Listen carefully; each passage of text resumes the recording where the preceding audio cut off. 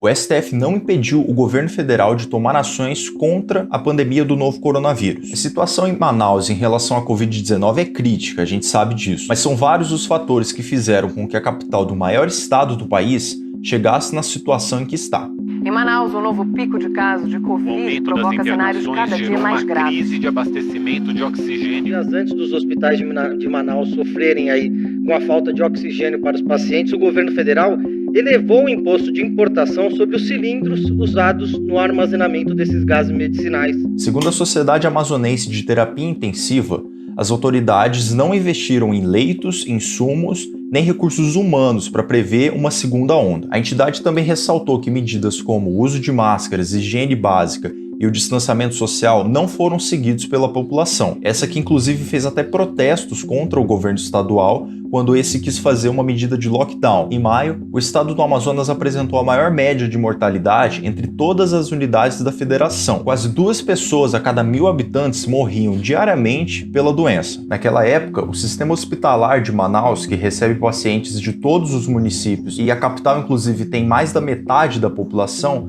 teve seu primeiro colapso. Na época, certos dias registravam até 100 óbitos, o que fez até com que houvesse engarrafamento de carros de agências funerárias em frente a cemitérios e também com que algumas pessoas fossem enterradas em covas coletivas. Uma pesquisa preliminar do Instituto de Medicina Tropical da Universidade de São Paulo, em parceria com a Universidade de Oxford, concluiu que cerca de 66% da população de Manaus havia se infectado com a Covid-19, o que caracterizaria uma situação de imunidade de rebanho. Nos próximos dias, as internações voltariam a crescer, com hospitais montando tendas externas improvisadas para atender pacientes da Covid e fazer a triagem, e obrigou até com que o governador Wilson Lima, do PSC, voltasse a proibir atividades não essenciais por até 15 dias. Só que depois disso, diversos protestos foram feitos nas ruas da cidade, inclusive até encorajados por figuras políticas de todo o país, fizeram com que o Wilson Lima voltasse atrás e permitisse a abertura do comércio. Agora, em janeiro, o cenário que preocupa é que essa taxa de mortalidade que eu falei no começo do vídeo, ela está crescendo e ela pode chegar ao patamar de como foi antes. E tem demonstrado sinais de que pode ficar tão ruim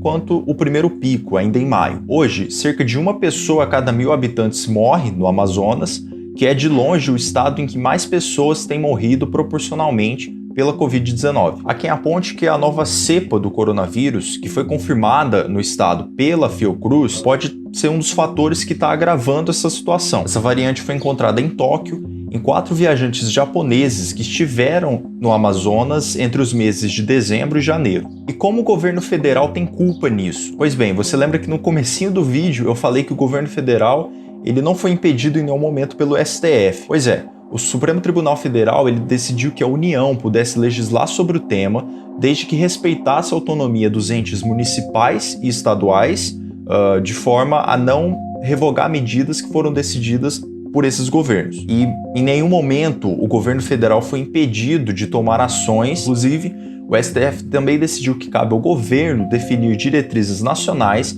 que abrangem todo o país, como por exemplo, quando as fronteiras terrestres foram fechadas em todo o Brasil. O incentivo por soluções sem comprovação científica, como a ivermectina ou cloroquina, o constante desdenho aos perigos da pandemia em discursos oficiais e até o reajuste no preço do cilindro de oxigênio foram alguns dos fatores que não só deixaram de ajudar o estado do Amazonas, como também agravaram as condições sanitárias de lá.